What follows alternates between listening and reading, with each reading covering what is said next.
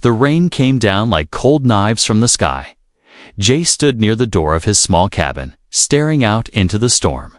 His land, far from the nearest colony, was quiet, lonely, and hidden. He liked it that way. No people, no trouble, no memories. But tonight, something felt different. The wind was louder, the thunder closer. Then he heard it, a cry, soft and sharp. Not an animal, not the wind. Jace grabbed his rifle and stepped outside. His boots sank into the mud, and water soaked his coat in seconds. He moved slowly, eyes scanning the darkness.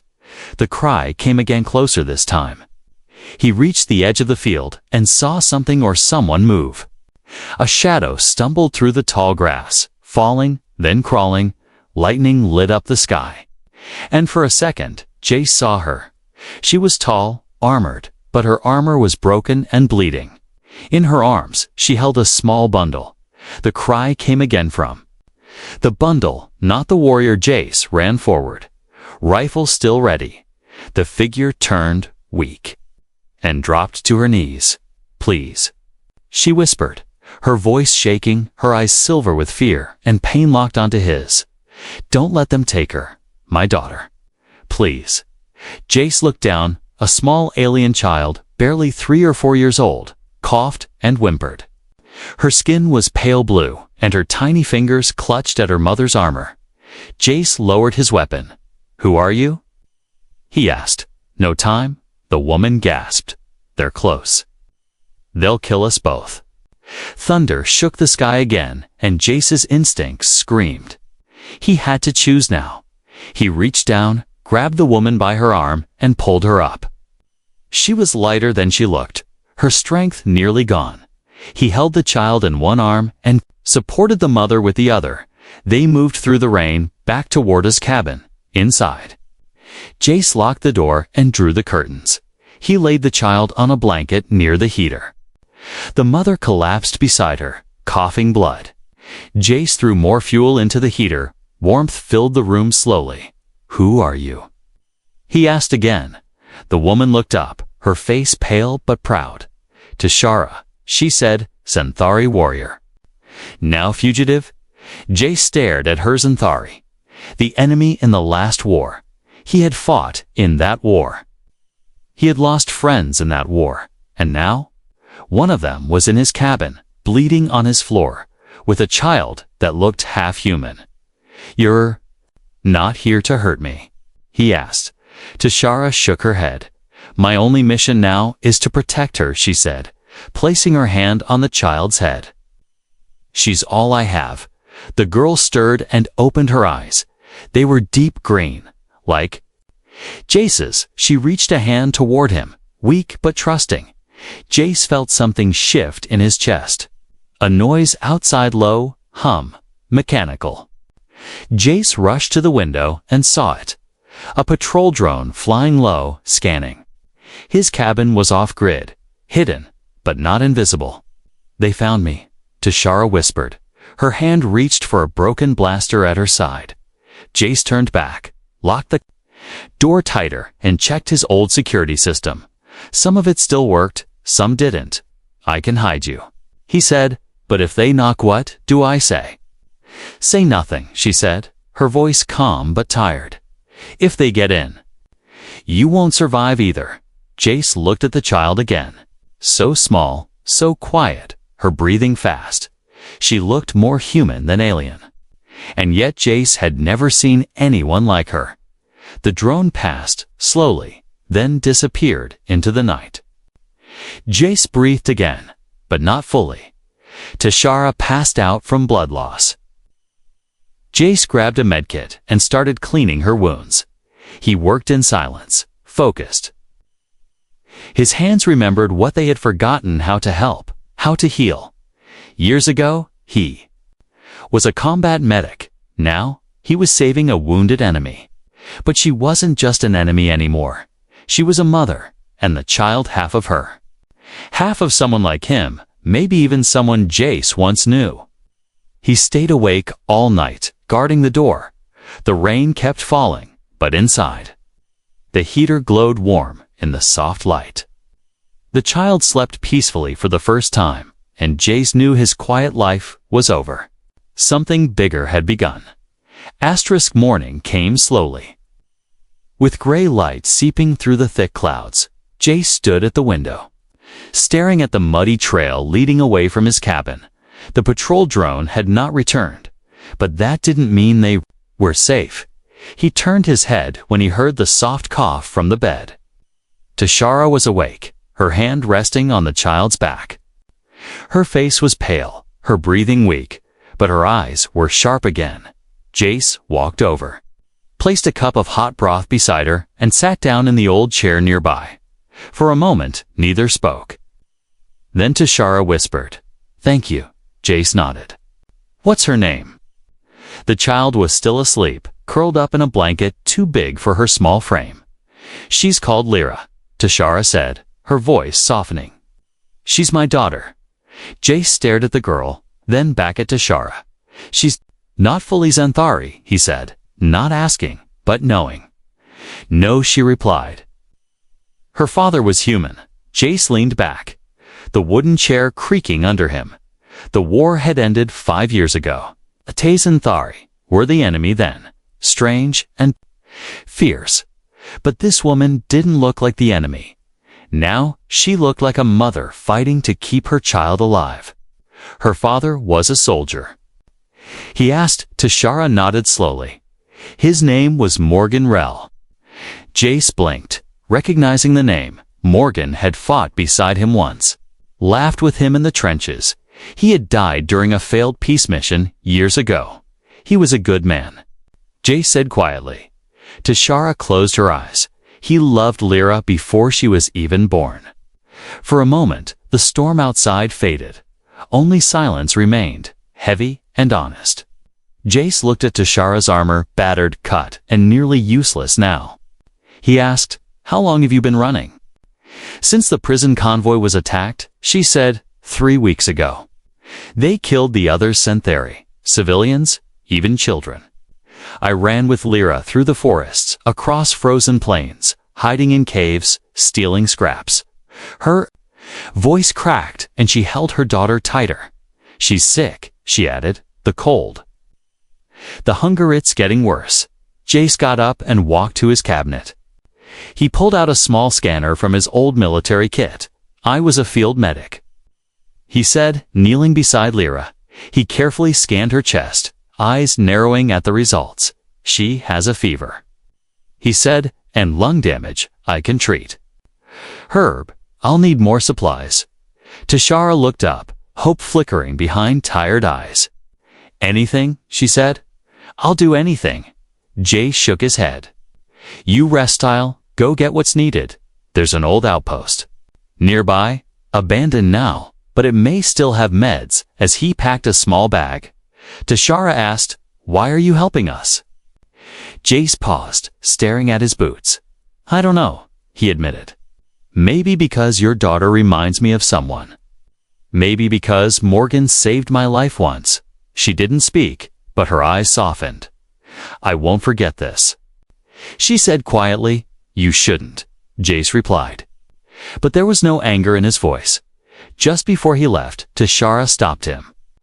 "Wait," she said, pulling something from her belt. It was a small chip-to-toss storage, barely the size of a nail. "This is why they're hunting me," she said, handing it to him. Jace took it, confused. "What's on it? A proof?" She said that the war wasn't what it seemed. "Files from their side, from your side, names, missions, lies. If this gets out, the people hunting me." Wilbur and Jace stared at the chip, feeling the weight of it. He had wanted a quiet life off the grid, forgotten. Now he held something that could change everything. Outside, the wind picked up again.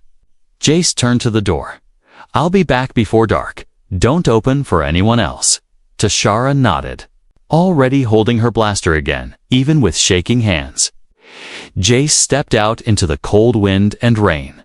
The storm was easing, but danger still hung in the air. He didn't look back. Inside, Tashara held her daughter close, whispering, "You're safe for now, little one, but deep down, she knew safety was an illusion. They were still being hunted, and time was running out. Tashara sat near the heater, her daughter sleeping quietly in her arms. The warmth of the small cabin wrapped around them, but her mind was far from calm. She stared at the door Jace had walked through earlier that morning. He had trusted her. A stranger, an enemy, and now he was risking his life to find medicine for her daughter. She closed her eyes, and the memories came rushing back, not the soft ones. Not the warm ones, but the ones that screamed. Gunfire, smoke, her comrades falling. One by one. The screams of children during the attack on the transport ship, and Morgan, his hands slipping from hers as the explosion tore through the ground. She remembered the moment clearly. She had been holding her newborn daughter, bleeding, crying. And Morgan had turned back for them, knowing he wouldn't make it. He saved them, and he died for it after that. The hunters came, not soldiers, not official ones. They were mercenaries with no flags, no faces, only cold eyes. They didn't care about peace or war. They only wanted the chip and the child. The child was proof that Zenthari and humans could live together, love together, and the chip. It could tear down every lie that kept them apart. Tashara had sworn to Morgan she would protect both, even if it cost her everything. Her armor was almost useless, now cracked, the energy core broken. She had patched it as best she could with old wires and metal scraps. But it wouldn't survive another real fight, and neither would she. Lyra stirred in her arms. Coughing softly, Tashara pressed her hand to her daughter's forehead, still burned with fever. She whispered softly in the old warrior tongue. A song from her childhood, a lullaby sung during storms and war. The same lullaby her mother once sang to her. Suddenly, a sound outside made her freeze. A crunch in the dirt, too heavy to be the wind. She grabbed her blaster, set it to silent mode, and gently laid Lyra under the blanket. Moving quietly to the window, she peeked through a crack in the curtain. A shadow moved between the tree stall. Armored, slow, not Jace. Tashara's breath caught in her throat. She had seen that silhouette before. One of the bounty hunters, a tracker-class killer. Designed to sniff out anything warm, she backed away from the window, heart pounding. There wasn't time to run, not with Lyra, sick and weak. She activated her armor's emergency cloak, barely functioning, but it would blur her heat signature for a few minutes. She crouched near the door, finger on the trigger. The door creaked slightly, the outer latch being tested. Then came a voice, soft but sharp. "We know you're here. Turn over the child and the chip, and we'll let you live." Tashara's jaw tightened. She didn't answer. The voice grew colder. "Your kind always chooses death." Suddenly, a loud snap echoed through the trees, followed by a shout and then silence. Tashara waited, breathing hard. Then she heard running footsteps, fast and heavy. Jace's steps. He burst into the cabin, slamming the door behind him and locking the bolt. "They were watching me," he said, panting. "I led one of them into a trap." He held up a small detonator and pressed it. A low rumble shook the ground. Smoke rose in the distance, behind the tree line. "One down," he said. "But there will be more." Tashara nodded. "They don't stop." Jace pulled out the med pack and handed it to her. "Antiviral serum, protein injectors, fever suppressors," he said. "Let's save your daughter first." Together, they worked quickly. Tashara held Lyra gently while Jace prepared the injections. The child whimpered but didn't cry. She was strong, like her parents. Within minutes, her breathing began to ease. Her color returned slowly. Tashara sighed in relief, tears welling in her eyes. She looked at Jace, her voice barely above a whisper. "Thank you." Jace sat down, wiping sweat from his brow. "You don't owe me anything," he said. "But I need to know what's on that chip." Tashara hesitated, then walked to the table and placed a small data chip in front of him. "Files taken from a military lab before it was destroyed," she said. "Test results, orders, and something. Worse, human experiments on captured Xanthari. Jace stared at her, stunned. They used prisoners for chemical weapons testing. She continued, and they planned to blame it on my people. My mission was to expose it, but the moment they found out, they tried to erase me. The silence that followed was heavy. Jace finally spoke. If this is true, everything we were told, it was a lie. Tashara nodded slowly. I fought for my people, she said. But I never hated yours. Now I fight for her, she added, pointing at her daughter, and maybe. For the truth, Jace picked up the chip and placed it into his old cum scanner. The screen flickered, and the secrets began to load. Outside, the wind howled once more. But inside, something more powerful than fear had taken root. Purpose. Asterisk, the chip was still uploading. Lines of encrypted data scrolled across the old screen. Jace sat in silence, watching, but his ears were sharp, listening to every sound outside. Tashara stood by the window, her daughter asleep again beside the heater. The rain had stopped, but the silence outside felt heavier than the storm. We can't stay here, Jace said, breaking the quiet. They'll come back with more men, more weapons. Tashara didn't look away from the window. I know, she said. Where will we go? Jace looked down, fingers tapping the metal table slowly. There's a place, he said. Beneath this cabin, Tashara turned, confused. Jace stood up and crossed to the corner of the room. He moved aside a heavy carpet and revealed a steel hatch, old, rusty, and bolted with security locks. A fallout bunker, he said, built by the colonists during the first wave. He punched in a long-forgotten code. The hatch clicked open with a deep groan. A faint draft of cool, dry air escaped, carrying the smell of dust and metal. Help me with her, he said, nodding at Lyra. Tashara gently lifted her daughter, while Jace carried a small bag of supplies. Step by step, they climbed down the narrow ladder into darkness. At the bottom, old lights flickered to life. The bunker was cramped but secure, steel walls, thick doors, shelves of food and gear. Jace moved quickly, checking systems. Air filters still working, he muttered. Emergency generator needs fuel, but solar backup is enough.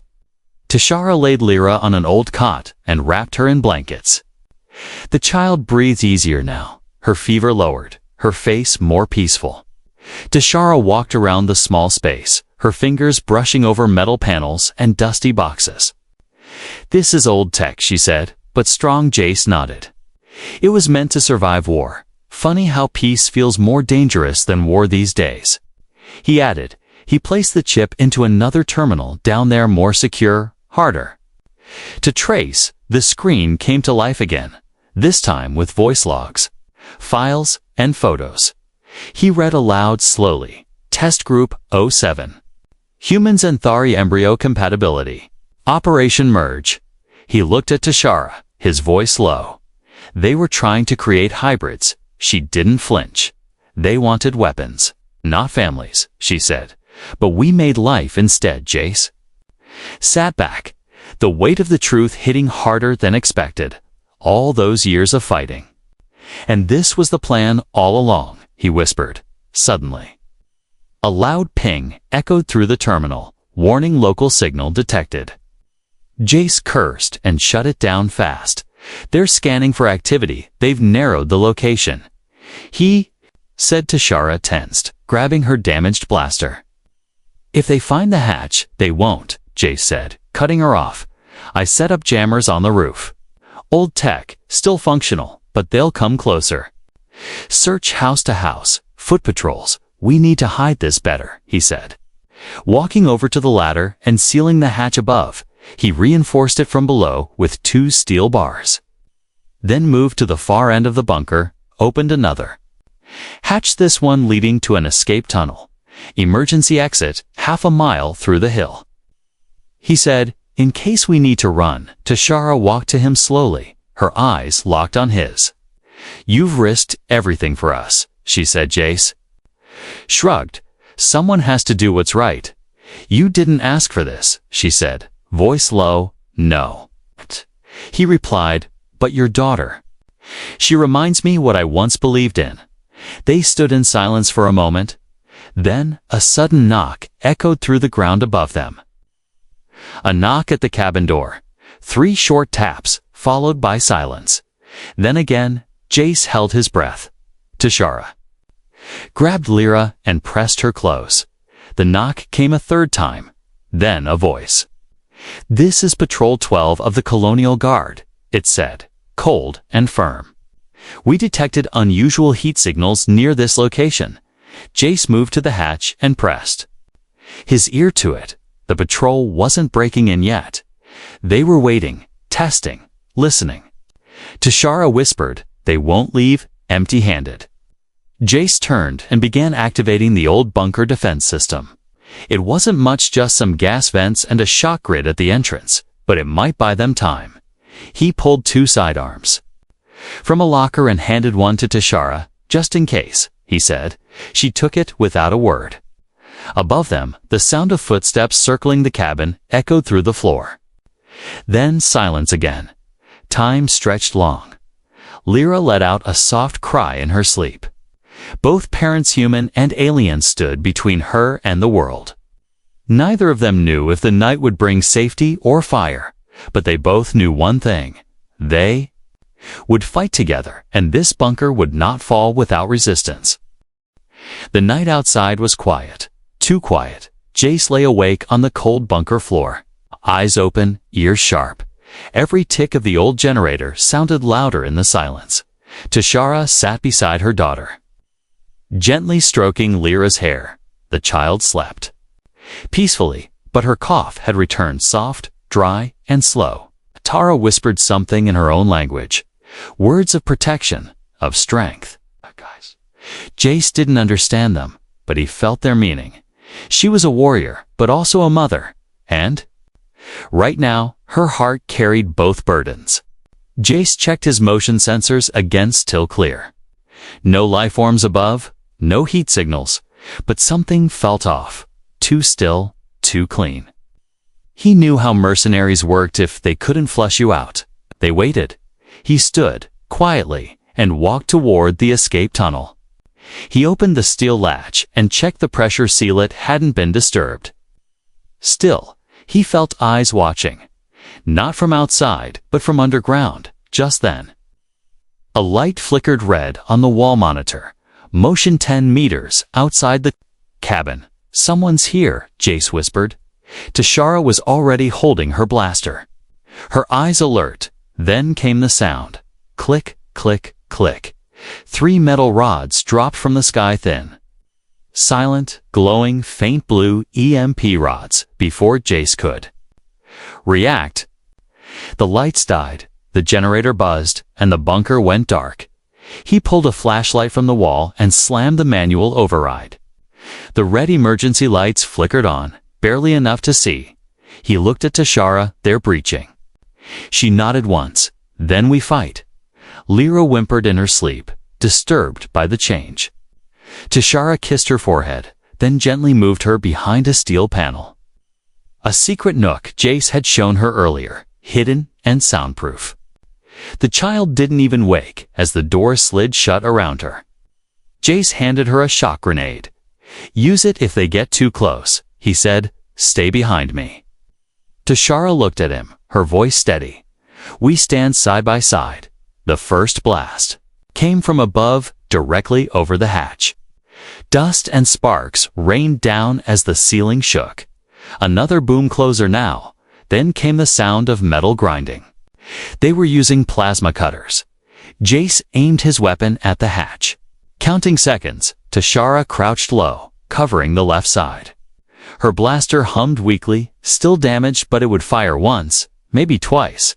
The hatch blew open, and smoke filled the bunker. 3 shadows dropped in, armored and fast. Jace fired first, striking the lead attacker in the chest.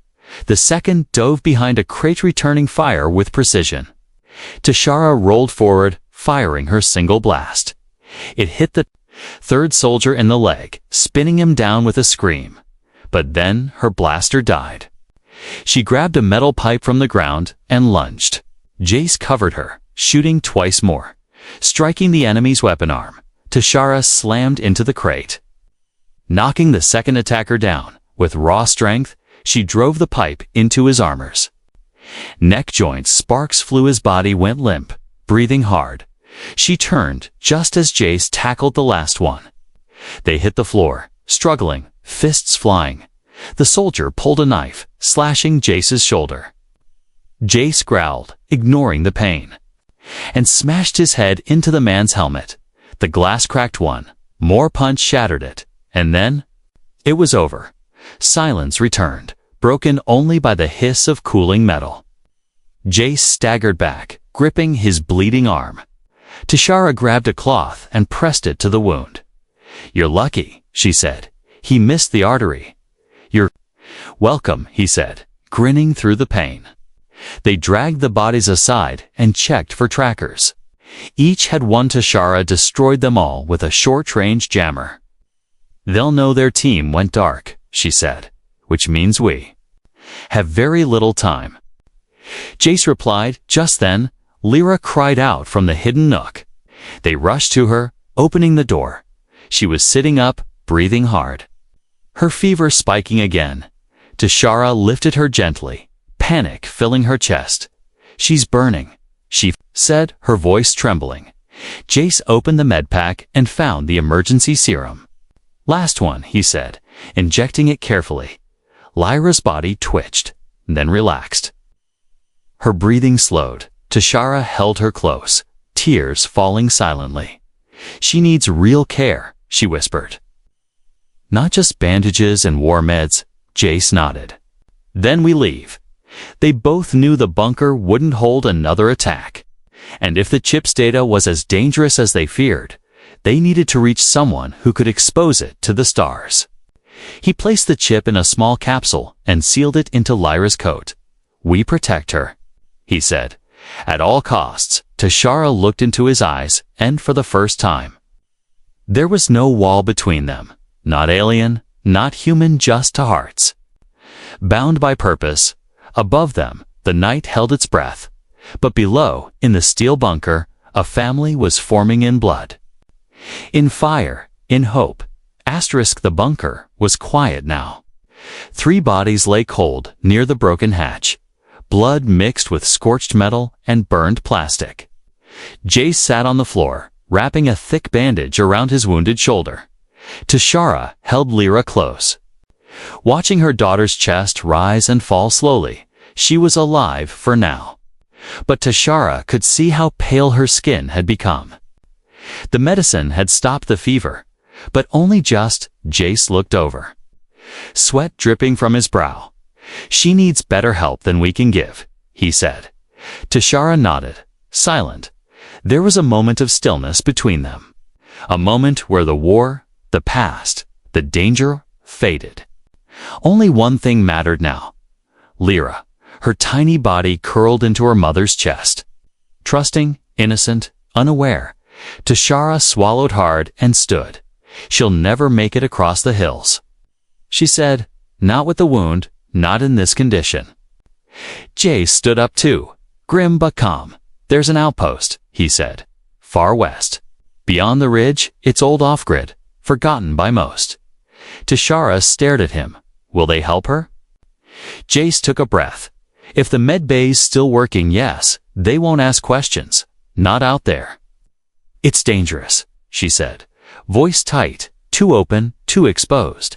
Jace stepped closer, his eyes steady. "So is staying." Here, she didn't answer, but he saw the truth in her eyes. The warrior was breaking. Not from battle, but from watching her child suffer. Then she said something that made his breath stop. "If I don't make it."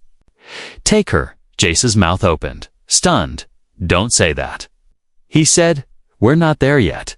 Tashara placed a hand on his chest, her touch strong and trembling at once. "You don't know what's chasing us," she whispered. "You've seen soldiers. Yes, but they're just tools. The one who wants this chip He isn't just hunting me. He's hunting a future where humans and Xanthari live side by side. Jace stared at her, the weight of her words sinking in. What do you mean? Tashara looked down at her daughter, then back at him. Lyra is more than a child, she said. She's proof that the war was never about safety, was about control. She's what they fear.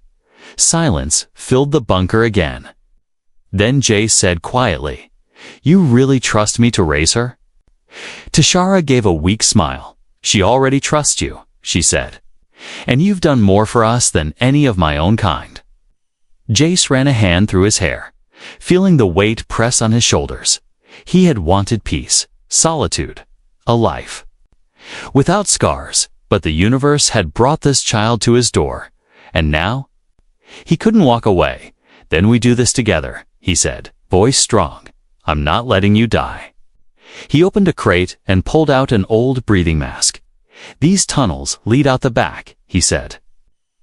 "We'll travel through the rock line, then cut west." Tashara geared up in silence. Her armor had been patched again, barely holding, but she stood tall, one last fight in her bones. Jace wrapped Lyra in thick blankets, placing her gently in a shock-absorbing carry unit. She stirred, murmuring softly, but didn't wake. Her little fingers gripped his sleeve, and Jace felt something like fire in his chest, something ancient and powerful. He would protect her, no matter the cost, as they moved through the escape tunnel. The walls seemed to breathe. Every footstep echoed louder than the last. At the far end, a hatch opened into the cold wind of early dawn. The forest ahead was dark, but alive, and beyond it the unknown. They stepped out together, two warriors and a sleeping child. Behind them, smoke curled from the earth where the bunker once kept them safe. Ahead of them, freedom waited, but only if they could reach it. Hours passed, and the land grew harsher. The mountains loomed in the distance, gray and cruel. Tashara stumbled once, her body giving out for a moment. Jace caught her, steadying her with one arm. "You can't carry both of us," she said, half laughing. "I'm stronger than I look." He said, "You're a fool," she whispered. "Only for people who matter," he replied. They stopped at the edge of a river, too wide to cross easily, too cold to swim. Jace scouted ahead while Tashara rested. Then he found it a broken bridge with just enough metal left to walk across carefully. As they crossed, a sound echoed from behind engines. Fast and angry, Tashara spun, her eyes catching the reflection of drones in the water. "They found us," she said. Jace didn't hesitate. He ran, carrying Lyra, calling over his shoulder, "This way, run." And she ran, not for herself, not for the war, but for the child. For the chance at a life beyond the blood. Behind them, the sky darkened with smoke and wings. But ahead, just beyond the next hill, was the last outpost, their final hope. The wind howled as they reached the edge of the ridge. Jace paused, breathing hard, eyes scanning the land below, and there it was. Just as he remembered, a forgotten outpost, half buried in dust and vines, hidden from the sky, a place untouched by the war and untouched by those who hunted them.